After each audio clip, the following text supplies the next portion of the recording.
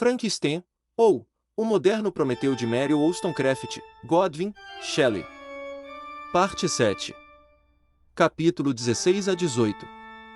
Você vai ouvir agora a leitura integral dos capítulos 16 a 18 de Frankenstein, de Mary Shelley, uma fase sombria e decisiva da narrativa, em que a esperança que um dia existiu se transforma em fúria, promessa e destino.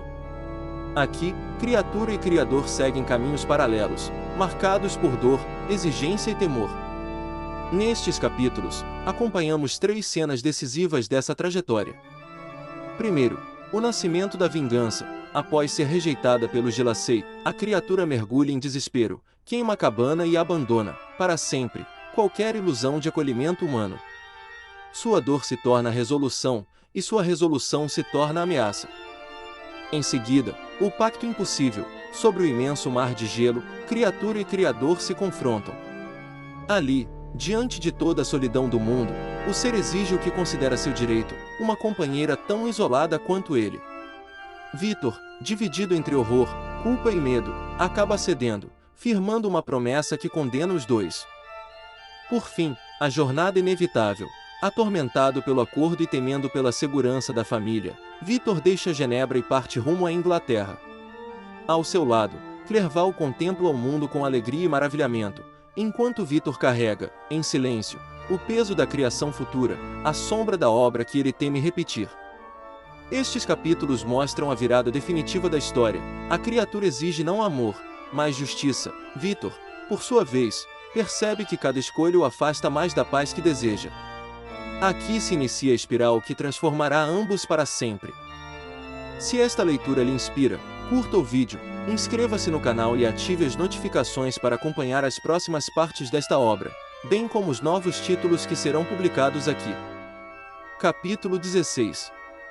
Amaldiçoado, amaldiçoado Criador. Por que vivi? Por que, naquele instante, não extingui a centelha da existência que você tão levianamente considerá? Eu não sei, o desespero ainda não havia tomado posse de mim, meus sentimentos eram de fúria e vingança. Eu teria destruído com prazer a cabana e seus habitantes e me saciado com seus gritos e miséria. Quando a noite chegou, abandonei meu refúgio e vaguei pela floresta, e agora, não mais contido pelo medo de ser descoberto, dei vazão à minha angústia em uivos terríveis. Eu era como uma fera selvagem que rompesse as amarras, destruindo os objetos que me impediam e percorrendo a floresta com a velocidade de um cervo. Oh! Que noite miserável eu passei! As estrelas frias brilhavam com escárnio, e as árvores nuas agitavam seus galhos sobre mim. De tempos em tempos, a doce voz de um pássaro irrompia no meio do silêncio universal. Todos, exceto eu, estavam em repouso ou em alegria. Eu, como arquidemônio, carregava um inferno dentro de mim e, sentindo-me sem simpatia de qualquer lado, desejava arrancar as árvores, espalhar devastação ao meu redor e então sentar-me para contemplar a ruína. Mas esse era um luxo de sensação que não podia durar. Tornei-me fatigado pelo excesso de esforço físico e caí sobre a grama úmida em impotência doentia e desesperada. Não havia entre as miríades de homens que existiam quem tivesse pena ou me socorresse, e eu deveria sentir bondade em relação aos meus inimigos? Não, a partir daquele momento declarei guerra eterna contra a espécie, e sobretudo contra ele que me formara e enviará o mundo para essa miséria insuportável. O sol nasceu, ouvi as vozes dos homens e soube que seria impossível retornar ao meu refúgio durante aquele dia. Escondi-me, portanto, em uma moita espessa, decidido a dedicar as horas seguintes à reflexão sobre minha situação. O agradável brilho do sol e o ar puro do dia devolveram-me certo grau de tranquilidade, e quando considerei o que ocorrerá na cabana, não pude deixar de acreditar que fora precipitado em minhas conclusões. Certamente eu agira imprudentemente. Era evidente que minha conversa havia interessado o pai em meu favor, e fui um tolo em expor minha pessoa ao horror de seus filhos. Eu deveria ter me familiarizado com o velho de Lacey, aos poucos, ter me revelado ao restante da família quando estivessem preparados para minha aproximação. Mas eu não cria que meus erros fossem irreparáveis, e após muita consideração resolvi retornar à cabana, procurar o velho e, por minhas explicações, ganhá-lo para o meu lado. Esses pensamentos me acalmaram, e à tarde caí em sono profundo, mas a febre em meu sangue não permitiu que eu fosse visitado por sonhos pacíficos. A cena horrível do dia anterior atuava para sempre diante de meus olhos. As mulheres fugiam e o enfurecido Félix me arrancava dos pés de seu pai. Acordei exausto e, percebendo que já era noite, saí sorrateiramente do meu esconderijo e fui em busca de alimento. Quando minha fome foi saciada, dirigi meus passos ao conhecido caminho que conduzia à cabana. Tudo ali estava em paz. Rastejei até meu tugúrio e permaneci em silenciosa expectativa do horário habitual em que a família se levantava. Essa hora passou, o sol subiu alto no céu, mas os camponeses não apareceram. Tremi violentamente, apreendendo alguma desgraça terrível. O interior da cabana estava escuro e não ouvi movimento algum. Não posso descrever a agonia dessa suspensão. Logo 2 camponeses passaram, mas, ao parar perto da cabana, entraram em conversa, gesticulando violentamente, mas eu não entendia o que diziam, pois falavam a língua do país, diferente da de meus protetores.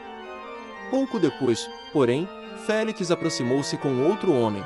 Fiquei surpreso, pois sabia que ele não saíra da cabana naquela manhã, e esperei ansiosamente para descobrir pelo discurso deles o significado daqueles acontecimentos incomuns.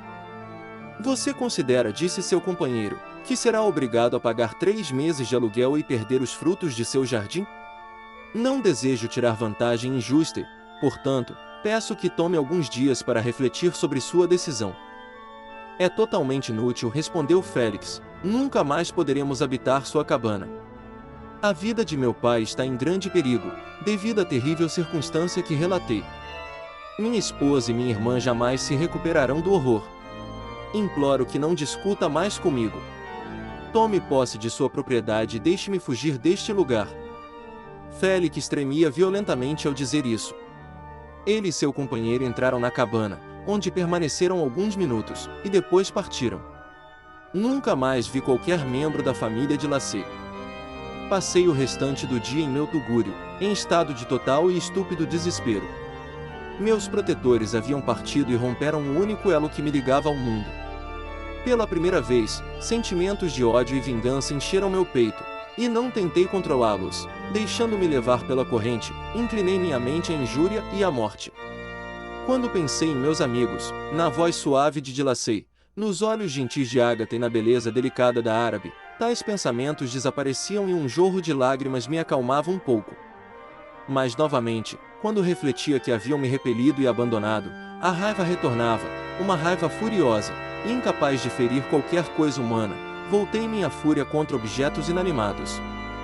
Quando a noite avançou, coloquei vários materiais combustíveis ao redor da cabana e, após destruir todo vestígio de cultivo no jardim, esperei com impaciência forçada até que a lua baixasse para iniciar minhas ações.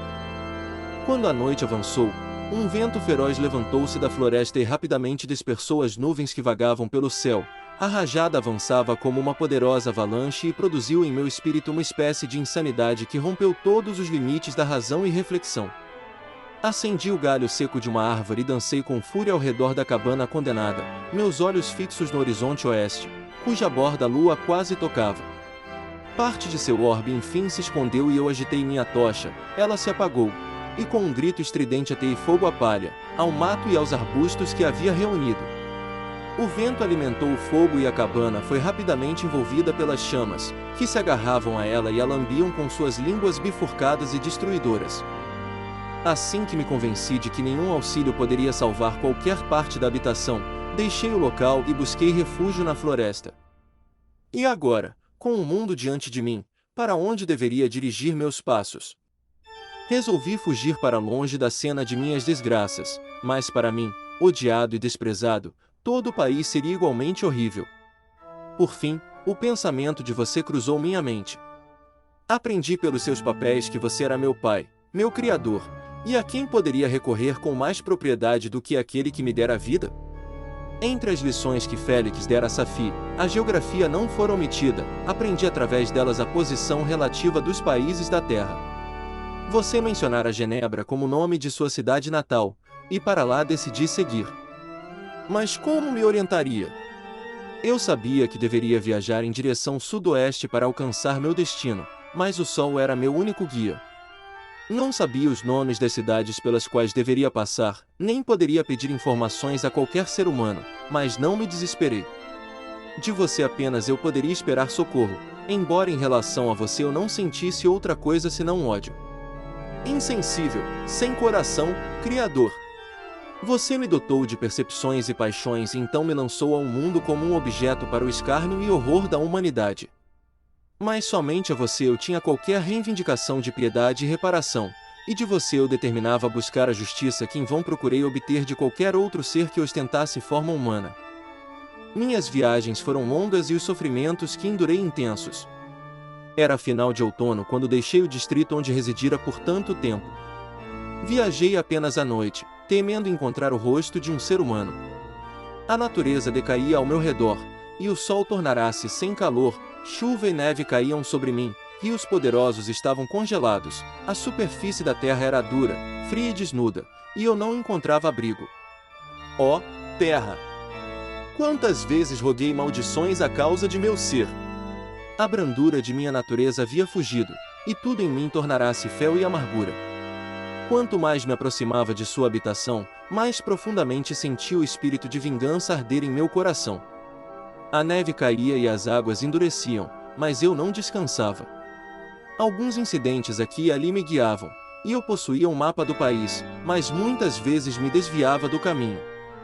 A agonia de meus sentimentos não me permitia alívio, nenhum incidente ocorreu do qual minha raiva e miséria não pudessem extrair alimento, mas um acontecimento.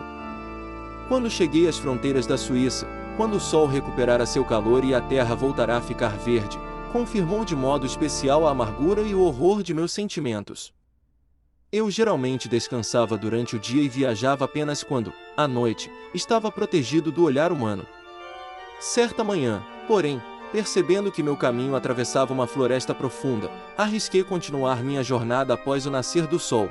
O dia, um dos primeiros da primavera, animava até a mim com a beleza de seu sol e a suavidade do ar. Senti emoções de gentileza e prazer, que há muito pareciam mortas, renascerem em mim. Meio surpreso pela novidade dessas sensações, deixei-me levar por elas, e esquecendo minha solidão e deformidade, ousei ser feliz. Lágrimas suaves novamente umedeceram minhas faces, e até ergui meus olhos úmidos com gratidão ao bem-aventurado sol que me concedia tamanha alegria. Continuei a percorrer os caminhos da floresta até chegar ao limite, margeado por um rio profundo e rápido, sobre o qual muitos galhos de árvores se inclinavam, já brotando com a primavera. Ali parei, sem saber exatamente que caminho seguir, quando ouvi vozes que me induziram a esconder-me sob a sombra de um cipreste. Eu mal havia me escondido quando uma jovem correu para o local onde eu estava oculto, rindo, como se fugisse de alguém em brincadeira. Ela prosseguiu por uma das margens íngremes do rio, quando de repente seu pé escorregou e ela caiu na correnteza rápida. Saltei de meu esconderijo e, com extremo esforço contra a força da água, salvei-a e a arrastei até a margem. Ela estava inconsciente, e tentei por todos os meios ao meu alcance restaurar-lhe a vida, quando fui subitamente interrompido pela aproximação de um camponês, provavelmente a pessoa de quem ela havia fugido em brincadeira. Ao me ver, ele correu em minha direção e, arrancando a jovem de meus braços, apressou-se rumo às partes mais profundas da floresta. Segui-o rapidamente, mal sabendo por quê, mas quando o homem me viu aproximar-me, apontou a arma que carregava para o meu corpo e disparou. Caí por terra, e meu agressor, com velocidade ainda maior, escapou para a floresta. Então esse era o prêmio por minha benevolência. Eu havia salvado um ser humano da destruição e, como recompensa, agora me contorcia sob a dor miserável de um ferimento que estilhaçara carne e osso. Os sentimentos de bondade e gentileza que eu nutrira poucos momentos antes deram lugar à fúria infernal e ao ranger de dentes. Inflamado pela dor, jurei ódio eterno e vingança contra toda a humanidade. Mas a agonia de meu ferimento me dominou, meus pulsos cessaram e desmaiei. Durante algumas semanas levei uma vida miserável na floresta, tentando curar o ferimento que receberá. A bala entrará em meu ombro, e eu não sabia se permanecerá ali ou se havia atravessado. De qualquer forma, eu não tinha meios de extraí-la. Meus sofrimentos eram aumentados também pelo opressivo sentimento de injustiça e ingratidão com que fora castigado.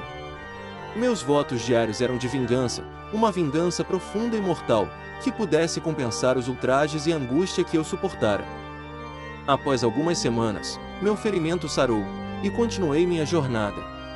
Os esforços que enfrentei já não podiam ser amenizados pelo brilho do sol ou pelas brisas suaves da primavera. Toda alegria era apenas uma zombaria que insultava meu estado desolado e me fazia sentir ainda mais dolorosamente que eu não fora feito para desfrutar do prazer. Mas meus esforços agora chegavam ao fim, e, 2 meses depois desse tempo, alcancei os arredores de Genebra. Era tarde quando cheguei, e retirei-me para um esconderijo entre os campos que a cercam, a fim de meditar sobre como deveria aproximar-me de você. Eu estava oprimido por fadiga e fome e muito infeliz para apreciar as brisas suaves da noite ou o espetáculo do sol se pondo atrás das montanhas estupendas do Jura. Naquele momento, um breve sono aliviou a dor de minha reflexão, e esse repouso foi interrompido pela aproximação de uma bela criança, que entrou correndo no recanto que eu escolhera, com toda a vivacidade da infância. De repente, ao fitá-lo, uma ideia apoderou-se de mim. Aquele pequeno ser era imparcial e viverá tempo demais curto para ter absorvido o horror à deformidade. Se, portanto, eu conseguisse capturá-lo e educá-lo como meu companheiro e amigo, não seria tão desolado nesta terra tão povoada. Impelido por esse impulso, agarrei o menino quando ele passou e o puxei para mim. Assim que contemplou minha forma, colocou as mãos diante dos olhos e soltou um grito agudo. Puxei sua mão à força de seu rosto e disse: "Criança, o que significa isso? Não pretendo te machucar, ouça-me." Ele lutou violentamente. "Me solta!" gritou, "monstro! Criatura horrível! Você quer me comer e me despedaçar. Você é um ogro. Me solte, ou vou contar ao meu papai." "Menino, você nunca mais verá seu pai. Você deve vir comigo." "Monstro hediondo! Me solta. Meu papai é síndico, ele é M. Frankenstein, ele vai te punir. Você não ousa me manter preso." "Frankenstein! Então você pertence ao meu inimigo, aquele contra quem jurei vingança eterna. Você será minha primeira vítima." A criança ainda lutava e me cobria de insultos que traspassavam meu coração de desespero. Agarrei sua garganta para silenciá-lo, e em um instante ele jazia morto a meus pés. Fitei minha vítima, e meu coração encheu-se de exultação e triunfo infernal. Batendo palmas, exclamei: "Eu também posso criar desolação. Meu inimigo não é invulnerável. Esta morte levará desespero a ele, e 1000 outras misérias o atormentarão e destruirão." Ao fixar meus olhos sobre a criança, vi algo reluzindo em seu peito. Peguei-o, era um retrato de uma mulher belíssima. Apesar de minha malignidade, aquilo me suavizou e me atraiu. Por alguns instantes contemplei com deleite seus olhos escuros, emoldurados por cílios profundos, e seus lábios adoráveis, mas logo minha raiva retornou. Lembrei-me de que estava para sempre privado dos encantos que criaturas tão belas poderiam conceder e que aquela cuja semelhança eu contemplava, ao me ver, teria trocado aquele ar de divina bondade por uma expressão de repulsa e terror. Você se admira de que tais pensamentos me transportassem à fúria? Admiro-me apenas de que, naquele instante, ao invés de extravasar minhas sensações em exclamações e agonia, eu não tivesse corrido entre os homens e perecido na tentativa de destruí-los. Enquanto eu era dominado por esses sentimentos, abandonei o local onde cometer o assassinato e, buscando um esconderijo mais isolado, entrei em um celeiro que me parecerá vazio. Uma mulher dormia sobre um pouco de palha. Era jovem, não tão bela quanto aquela de cujo retrato eu me apoderara, mas de aspecto agradável e florescendo na beleza da juventude e da saúde. Aqui pensei, está uma daquelas cujos sorrisos que concedem alegria são dados a todos menos a mim, e então inclinei-me sobre ela e sussurrei: "Desperta, mais bela, teu amante está perto, aquele que daria vida apenas por um olhar de afeto de teus olhos, minha amada. Desperta!" A adormecida mexeu-se, um arrepio de terror percorreu-me. Se ela realmente despertasse, me visse e me amaldiçoasse, e denunciasse o assassino? Assim certamente agiria se seus olhos, ainda enevoados, se abrissem e me contemplassem. Esse pensamento era loucura, despertou o demônio dentro de mim, não eu, mas ela deve sofrer o assassinato que cometi porque fui para sempre roubado de tudo que ela poderia me dar, ela deverá expiar. O crime teve sua origem nela, seja dela o castigo. Graças às lições de Félix e às sanguinárias leis dos homens, eu aprenderá a causar mal. Inclinei-me sobre ela e coloquei o retrato com segurança em uma das dobras de seu vestido. Ela se moveu novamente, e eu fugi. Por alguns dias, Rondei o local onde essas cenas ocorreram, ora desejando vê-lo, ora decidido a abandonar para sempre o mundo e suas misérias. Por fim, vaguei em direção a estas montanhas e percorri seus recantos imensos, consumido por uma paixão ardente que somente você pode satisfazer. Não nos separaremos até que você tenha prometido atender à minha exigência.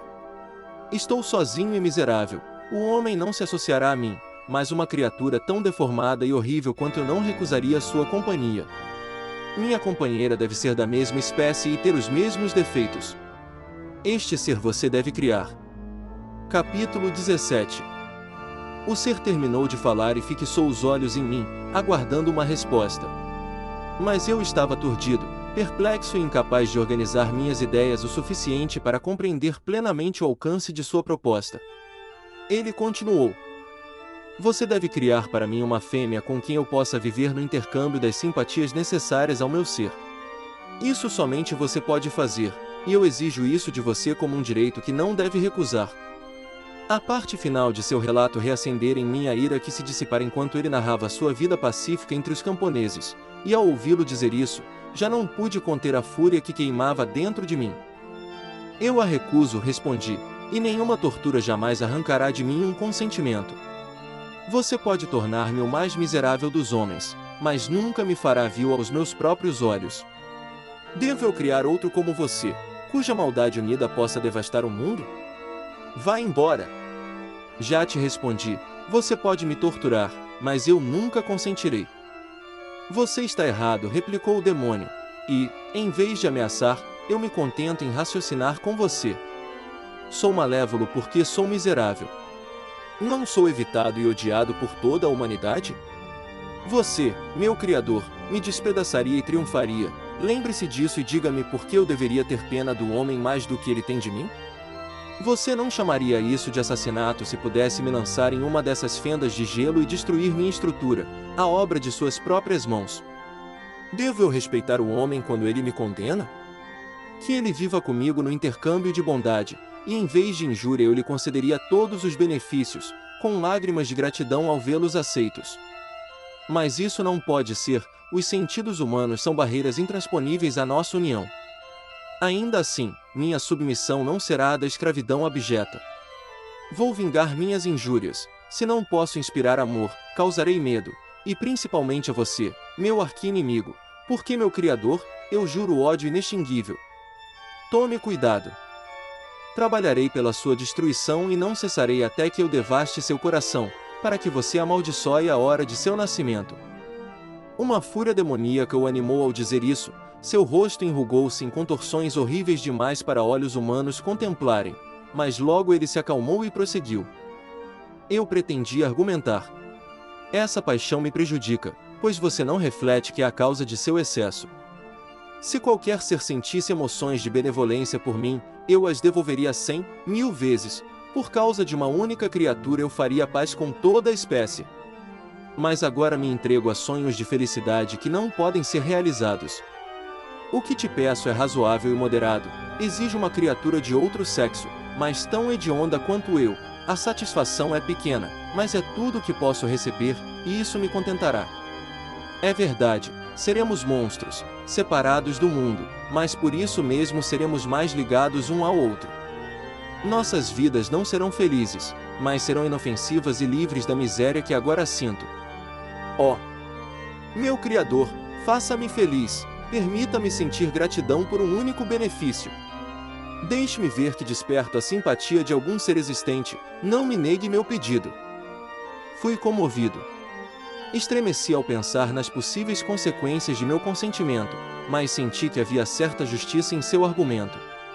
Seu relato e os sentimentos que agora expressava provavam-no um ser de sensações delicadas, e não devia eu, como seu Criador, dar-lhe toda a parcela de felicidade que estivesse em meu poder oferecer? Ele percebeu minha mudança de sentimento e continuou.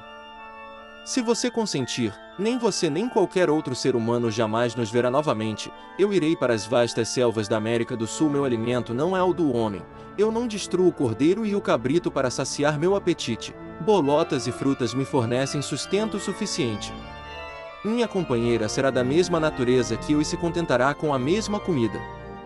Faremos nossa cama de folhas secas, o sol brilhará sobre nós como sobre o homem e amadurecerá nossa comida. O quadro que te apresento é pacífico e humano, e você deve sentir que só poderia recusá-lo por puro capricho de poder e crueldade. Impiedoso como tem sido comigo, agora vejo compaixão em seus olhos, deixe-me aproveitar o momento favorável e persuadi-lo a prometer o que tanto desejo. Você propõe, respondi, fugir das habitações humanas, viver nesses ermos onde as feras serão suas únicas companheiras. Como pode você, que anseia pelo amor e simpatia do homem, perseverar nesse exílio? Você retornará e buscará novamente sua bondade, e encontrará sua repulsa, suas paixões malignas renascerão, e você terá então uma companheira para ajudá-lo na tarefa da destruição. Isso não pode ser, cesse de argumentar, pois não posso consentir. Como são inconstantes seus sentimentos! Há pouco você se comovia com minhas súplicas, e por que volta a endurecer-se as minhas queixas? Juro a você, pela terra que habito, e por você que me fez, que com a companheira que me conceder, eu abandonarei a vizinhança dos homens e viverei, conforme o acaso, nos lugares mais selvagens. Minhas paixões malignas terão fugido, pois encontrarei simpatia. Minha vida fluirá tranquila, e em meus momentos derradeiros eu não amaldiçoarei meu Criador. Suas palavras produziram em mim um efeito estranho. Eu o compadecia e às vezes sentia o desejo de consolá-lo, mas quando eu o olhava, quando via aquela massa imunda que se movia e falava, meu coração enojava-se e meus sentimentos transformavam-se em horror e ódio. Tentei sufocar essas sensações, pensei que, já que eu não podia ter simpatia por ele, não tinha direito de privá-lo da pequena parcela de felicidade que ainda estava em meu poder conceder. Você jura, eu disse, ser inofensivo, mas não demonstrou já um grau de malícia que razoavelmente deveria me levar a desconfiar de você? Não pode até mesmo tudo isto ser um ardil destinado a aumentar seu triunfo, dando-lhe um campo mais amplo para sua vingança? Como é isso? Não devo ser ludibriado, e exijo uma resposta. Se não tenho laços nem afeições, o ódio e o vício devem ser meu quinhão, o amor de outro destruirá a causa de meus crimes, e eu me tornarei um ser cuja existência será ignorada por todos. Meus vícios são filhos de uma solidão forçada que eu abomino, e minhas virtudes necessariamente surgirão quando eu viver em comunhão com um igual. Sentirei as afeições de um ser sensível e estarei ligado à corrente da existência e dos acontecimentos da qual agora sou excluído. Pausei algum tempo para refletir sobre tudo o que ele havia relatado e sobre os vários argumentos que empregara. Pensei na promessa de virtudes que mostrará ao despertar para a existência e no subsequente murchar de todo o sentimento bondoso devido ao nojo e desprezo que seus protetores haviam lhe dirigido. Seu poder e suas ameaças não foram omitidos em meus cálculos. Uma criatura capaz de existir nas cavernas geladas dos glaciares e de ocultar-se entre as cristas de precipícios inacessíveis era um ser dotado de faculdades com as quais seria inútil tentar rivalizar. Após longa pausa de reflexão, concluí que a justiça, tanto para com ele quanto para com meus semelhantes, exigia que eu atendesse ao seu pedido. Voltando-me, portanto, para ele, disse: consinto na sua exigência, sob seu juramento solene de abandonar a Europa para sempre e qualquer outro lugar onde haja habitação humana, assim que eu colocar em suas mãos uma mulher que o acompanhará em seu exílio. Eu juro, exclamou ele, pelo sol, pelo céu azul do firmamento e pelo fogo do amor que arde em meu coração, que se você conceder meu pedido, enquanto existirem, você nunca mais me verá. Parta para sua casa e comece seus trabalhos, acompanharei seu progresso com ansiedade indizível, e não tema, pois quando você estiver pronto eu aparecerei. Dizendo isso, deixou-me de repente, receoso, talvez, de alguma mudança em meus sentimentos. Vi-o descer a montanha com velocidade maior que o voo de uma águia e logo se perder entre as ondulações do mar de gelo. Sua narrativa ocupará todo o dia, e o sol estava à beira do horizonte quando ele partiu. Eu sabia que deveria apressar minha descida ao vale, pois logo seria envolvido pela escuridão, mas meu coração estava pesado e meus passos, lentos. O trabalho de enredar-me pelos pequenos caminhos da montanha e firmar meus pés à medida que avançava me confundia, ocupado como eu estava pelas emoções que os acontecimentos do dia haviam despertado. A noite já ia adiantada quando cheguei ao ponto de descanso da metade do caminho e sentei-me ao lado da fonte. As estrelas brilhavam de tempos em tempos. Quando as nuvens se afastavam, os pinheiros escuros erguiam-se diante de mim e aqui e ali uma árvore caída jazia no chão. Era um cenário de maravilhosa solenidade e despertou pensamentos estranhos em meu interior. Chorei amargamente, apertando as mãos em agonia, exclamei: ó! Estrelas e nuvens e ventos, todos vós estáis prestes a zombar de mim. Se realmente tendes piedade, destruais a sensação e a memória. Deixai-me tornar-me nada, mas se não, parti e deixai-me na escuridão. Eram pensamentos selvagens e miseráveis, mas não posso descrever como o cintilar eterno das estrelas pesava sobre mim e como eu escutava cada sopro de vento como se fosse um siroco sombrio e disforme a caminho de me consumir. A manhã surgiu antes que eu chegasse à aldeia de Chamonix. Não descansei, mas retornei imediatamente a Genebra. Nem mesmo em meu próprio coração podia dar expressão às minhas sensações, elas pesavam sobre mim com o peso de uma montanha e seu excesso esmagava minha própria agonia. Assim voltei para casa e, entrando, apresentei-me à família. Minha aparência abatida e selvagem despertou profundo alarme, mas não respondi a nenhuma pergunta, mal falei. Eu me sentia como se estivesse sob um interdito, como se não tivesse direito a reclamar suas simpatias, como se jamais poderia, novamente, desfrutar de sua companhia. Ainda assim, mesmo assim, eu os amava até a adoração, e, para salvá-los, resolvi dedicar-me à tarefa que mais abominava. A perspectiva de tal ocupação fez todas as outras circunstâncias da existência passarem diante de mim como um sonho, e apenas esse pensamento possuía para mim a realidade da vida. Capítulo 18. Dia após dia, semana após semana, se passaram desde meu retorno a Genebra, e eu não conseguia reunir coragem para recomeçar meu trabalho. Temia a vingança do demônio frustrado, e ainda assim era incapaz de superar a repugnância pela tarefa que me fora imposta. Percebi que não poderia compor uma fêmea sem novamente dedicar vários meses a estudo profundo e disquisições trabalhosas. Eu ouvirá dizer que alguns descobrimentos haviam sido feitos por um filósofo inglês, cujo conhecimento era essencial ao meu êxito, e às vezes pensava em obter o consentimento de meu pai para visitar a Inglaterra com esse propósito, mas eu me agarrava a qualquer pretexto de demora e recuava diante do primeiro passo de um empreendimento cuja necessidade imediata começava a parecer menos absoluta para mim. De fato, uma mudança havia ocorrido em mim, minha saúde, antes em declínio, agora estava bastante restaurada, e meu ânimo, quando não subjugado pela lembrança de minha promessa infeliz, erguia-se proporcionalmente. Meu pai observou essa mudança com prazer e voltou seus pensamentos para o melhor método de erradicar os restos de minha melancolia, que de tempos em tempos retornava em crises e com uma escuridão devoradora encobria o sol que se aproximava. Nesses momentos, eu buscava refúgio na mais perfeita solidão. Passava dias inteiros no lago, sozinho, em um pequeno barco, observando as nuvens e ouvindo o murmúrio das ondas, silencioso e apático. Mas o ar fresco e o sol brilhante raramente deixavam de restaurar-me algum grau de serenidade, e ao retornar eu encontrava os cumprimentos de meus amigos com um sorriso mais pronto e um coração mais animado. Foi depois de retornar de um desses passeios que meu pai, chamando-me de lado, assim me dirigiu. Fico feliz em notar, meu querido filho, que você retomou seus antigos prazeres e parece estar voltando a si mesmo. E, no entanto, você ainda é infeliz e ainda evita nossa companhia. Por algum tempo, perdi-me em conjecturas quanto à causa disso, mas ontem uma ideia me ocorreu e, se estiver bem fundada, conjuro-o a revelá-la.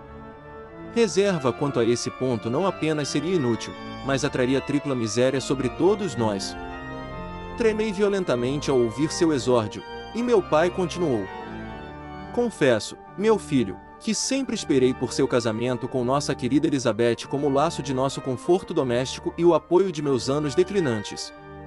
Vocês estavam ligados um ao outro desde a primeira infância, estudaram juntos e pareciam, em disposições e gostos, inteiramente adequados um ao outro. Mas tão cega é a experiência humana que aquilo que concebi como os melhores auxiliares de meu plano pode tê-lo destruído completamente. Talvez você a considere como irmã, sem qualquer desejo de que ela se torne sua esposa. Mais ainda, você pode ter encontrado outra a quem ama, e considerando-se ligado por honra a Elizabeth, essa luta pode ocasionar a dor aguda que você parece sentir. Meu querido pai, tranquilize-se.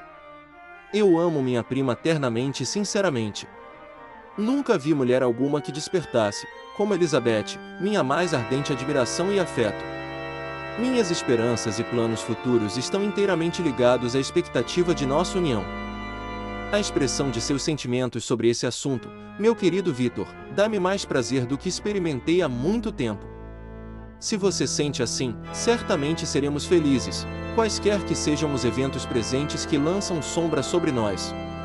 Mas é essa sombra que parece ter lançado raízes tão profundas em sua mente que eu desejo dissipar. Diga-me, portanto, se você se opõe a uma imediata solenização do casamento. Fomos infelizes, e acontecimentos recentes nos afastaram daquela tranquilidade cotidiana que convém a meus anos e enfermidades. Você é mais jovem, contudo, não suponho, já que possui fortuna suficiente, que um casamento cedo interferiria em quaisquer planos de honra e utilidade que você possa ter formado.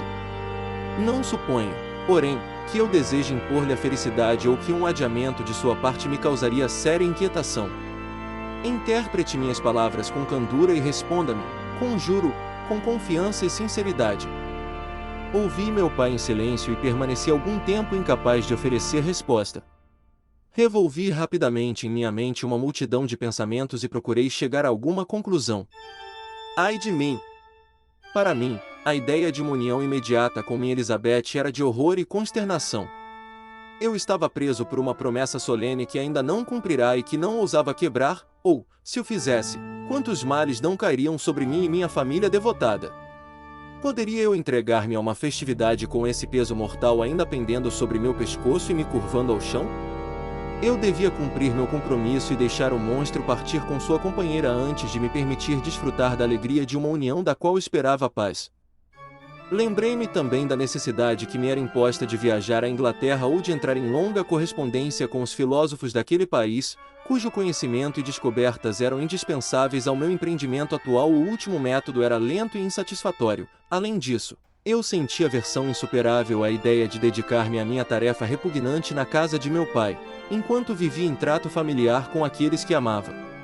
Eu sabia que 1000 acidentes terríveis poderiam ocorrer, o menor dos quais revelaria uma história que encheria de horror todos ligados a mim.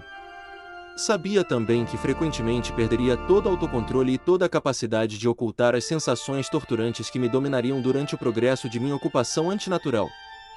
Devia ausentar-me de todos que amava enquanto estivesse assim empregado. Uma vez começada, a tarefa seria rapidamente concluída, e eu poderia ser restaurado à minha família em paz e felicidade. Minha promessa cumprida, o monstro partiria para sempre. Ou, assim minha fantasia afetuosa imaginava, algum acidente poderia ocorrer para destruí-lo e por fim para sempre a minha escravidão. Esses sentimentos ditaram minha resposta a meu pai. Expressei o desejo de viajar à Inglaterra, mas, ocultando as razões verdadeiras desse pedido, vesti meus anseios com um disfarce que não despertou suspeitas, enquanto os defendia com um ardor que facilmente induziu meu pai a consentir. Após tão longo período de melancolia absorvente que se assemelhava à loucura em intensidade e efeitos, ele se alegrava em ver que eu era capaz de sentir prazer com a ideia de tal viagem, e esperava que a mudança de cenário e os variados divertimentos, antes de meu retorno, me tivessem restaurado inteiramente a mim mesmo. A duração de minha ausência foi deixada à minha própria escolha, alguns meses, ou no máximo um ano, era o período previsto. Uma precaução paternal ele tomou para garantir que eu tivesse companhia. Sem me consultar previamente, ele, em concerto com Elizabeth, arranjou que Clerval se juntasse a mim em Estrasburgo. Isso interferia na solidão que eu desejava para a execução de minha tarefa. Contudo, no início da viagem, a presença de meu amigo não seria obstáculo, e realmente me alegrei, pois assim estaria poupado de muitas horas de reflexão solitária e enlouquecedora. Além disso, Henry poderia interpor-se entre mim e a intrusão de meu inimigo. Se eu estivesse sozinho, não forçaria ele, por vezes, sua detestada presença sobre mim para lembrar-me da tarefa ou observar seu progresso. Para a Inglaterra, portanto, eu estava destinado, e ficou entendido que minha união com Elizabeth deveria ocorrer imediatamente após meu retorno. A idade de meu pai tornava-o extremamente avesso a qualquer demora. Quanto a mim, havia uma recompensa que eu prometi a mim mesmo pelos meus detestados trabalhos, uma consolação para meus sofrimentos sem igual, era a perspectiva do dia em que, liberto de minha miserável escravidão, eu pudesse reclamar Elizabeth e esquecer o passado em minha união com ela. Agora fiz os preparativos para minha viagem, mas um sentimento me perseguia e enchia-me de medo e agitação. Durante minha ausência, eu deixaria meus amigos inconscientes da existência de seu inimigo e desprotegidos de seus ataques, irritado como ele poderia estar com minha partida. Mas ele havia prometido seguir-me aonde quer que eu fosse, e não me acompanharia à Inglaterra? Essa imaginação era terrível em si mesma, mas reconfortante na medida em que supunha a segurança de meus amigos. Eu me angustiei com a ideia da possibilidade de que o oposto pudesse acontecer. Mas, durante todo o período em que fui escravo de minha criatura, permiti-me ser governado pelos impulsos do momento, e minhas sensações presentes insinuavam fortemente que o demônio me seguiria e pouparia minha família do perigo de suas maquinações. Era no final de setembro quando novamente deixei meu país natal. Minha jornada havia sido sugestão minha, e Elizabeth, portanto, aqueceu, mas estava cheia de inquietação ante a ideia de que eu sofresse, longe dela, os avanços da desgraça e da dor. Fora ela quem providenciara um companheiro para mim em Clerval, e ainda assim um homem é cego para 1000 circunstâncias minuciosas que despertam a atenta diligência de uma mulher. Ela ansiava por pedir que eu apressasse meu retorno, 1000 emoções conflitantes a tornaram muda quando me deu um adeus silencioso e lacrimoso. Joguei-me dentro da carruagem que iria me levar, mal sabendo para onde ia e indiferente ao que acontecia ao meu redor. Lembrava-me apenas, e isso com amarga angústia, de ter ordenado que meus instrumentos químicos fossem embalados para seguir comigo. Cheio de imaginações sombrias, passei por muitas cenas belas e majestosas, mas meus olhos estavam fixos e desatentos.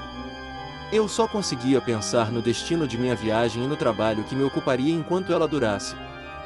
Após alguns dias passados em indolência apática, durante os quais percorri muitas léguas, cheguei a Estrasburgo, onde esperei 2 dias por Clerval. Ele veio. Ai! Quão grande era o contraste entre nós!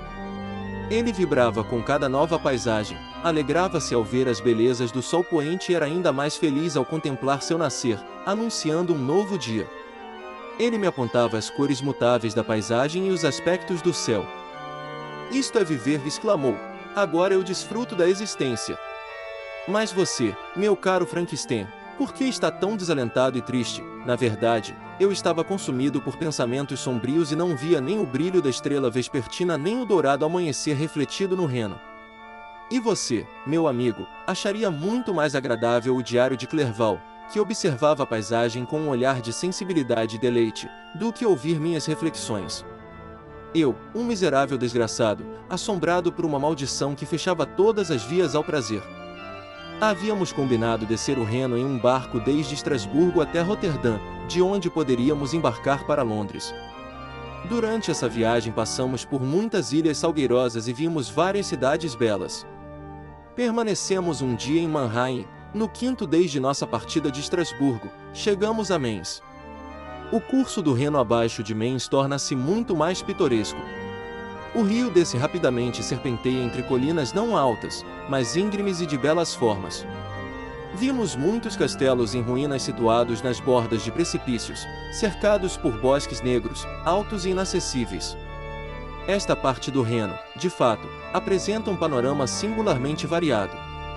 Em um ponto vêem-se colinas escarpadas, castelos em ruínas dominando precipícios tremendos, com o Reno sombrio correndo abaixo, e, ao virar repentinamente um promontório, vinhedos florescentes com encostas verdes, um rio sinuoso e cidades populosas compõem a cena.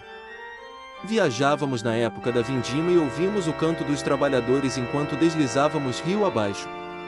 Até eu, abatido de espírito e continuamente agitado por sentimentos sombrios, até eu me senti agradado. Deitado no fundo do barco e contemplando o céu azul sem nuvens, parecia que eu bebia uma tranquilidade da qual fora estranho por muito tempo. E se estas eram minhas sensações, quem poderá descrever as de Henry?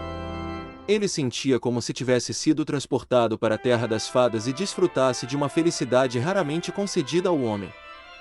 Eu vi, disse ele, as mais belas paisagens de meu próprio país, visitei os lagos de Lucerna e Uri, onde as montanhas nevadas descem quase perpendicularmente até a água, lançando sombras negras impenetráveis, que dariam um aspecto sombrio e lúgubre, Não fossem as ilhas verdejantes que aliviam o olhar com sua aparência alegre, via esse lago agitado por uma tempestade, quando o vento arrancava redemoinhos de água e dava a ideia do que deve ser um tromba de água no grande oceano, e as ondas batiam com fúria à base da montanha onde o sacerdote e sua amada foram subjugados por uma avalanche e onde, dizem, suas vozes moribundas ainda podem ser ouvidas nas pausas do vento noturno. Vi as montanhas do Valais e do Paz de Valde, mas este país, Vitor, agrada-me mais do que todas essas maravilhas. As montanhas da Suíça são mais majestosas e estranhas, mas há um encanto nas margens deste rio divino que nunca antes vi igualado. Olha aquele castelo que pende sobre o precipício, e aquele outro na ilha, quase oculto entre a folhagem daquelas árvores adoráveis, e agora aquele grupo de trabalhadores saindo de entre suas vinhas, e aquela aldeia meio escondida no recanto da montanha. Oh, certamente o espírito que habita e guarda este lugar possui uma alma mais em harmonia com o homem do que aqueles que acumulam o glaciar ou se retiram aos cumes inacessíveis das montanhas de nosso próprio país. Clerval. Amigo amado, ainda agora me deleita registrar tuas palavras e deter-me no louvor que tão eminentemente mereceis. Ele era um ser formado na própria poesia da natureza. Sua imaginação selvagem e entusiástica era suavizada pela sensibilidade de seu coração. Sua alma transbordava de afeições ardentes, e sua amizade era daquela natureza devotada e maravilhosa que as mentes mundanas ensinam-nos a procurar apenas na imaginação. Mas nem mesmo as simpatias humanas eram suficientes para satisfazer sua mente ansiosa. A paisagem da natureza exterior, que outros contemplam apenas com admiração, ele amava com ardor. A catarata sonora assombrava-o como uma paixão, a rocha elevada, a montanha e o bosque profundo e sombrio. Suas cores e suas formas eram para ele um apetite, um sentimento e um amor que não precisava de encanto distante, fornecido pelo pensamento ou qualquer interesse, não tomado diretamente do olho. Wordsworth, Tinter Abbey. E onde existe ele agora? Estará esse ser gentil e adorável perdido para sempre? Terá essa mente, tão repleta de ideias, imaginações fantásticas e magníficas, que formava um mundo cuja existência dependia da vida de seu Criador, terá essa mente perecido? Existirá agora apenas em minha memória? Não, não é assim. Tua forma tão divinamente moldada e radiante de beleza se decompôs, mas teu espírito ainda visita e consola teu amigo infeliz. Perdoe esse jorro de tristeza, estas palavras ineficazes são apenas um leve tributo ao valor incomparável de Henry, mas acalmam meu coração, transbordante da angústia que sua lembrança desperta. Prosseguirei com meu relato. Além de Colônia, descemos as planícies da Holanda, e resolvemos seguir dali por postas, pois o vento era contrário e a corrente do rio muito suave para nos ajudar. Nossa jornada aqui perdeu o interesse que nascia da paisagem bela, mas chegamos em poucos dias a Roterdã, de onde seguimos por mar para a Inglaterra. Foi numa manhã clara, nos últimos dias de dezembro, que pela primeira vez vi as falésias brancas da Grã-Bretanha. As margens do Thames apresentaram um novo cenário, eram planas, mais férteis, e quase todas as cidades eram marcadas pela lembrança de alguma história. Vimos o forte de Tilbury e lembramos da Armada Espanhola, Gravesend, Woolwich e Greenwich, lugares dos quais eu ouvirá falar até mesmo em meu país. Finalmente vimos as numerosas torres de Londres, St. Paul's erguendo-se acima de todas, e a torre famosa na história inglesa.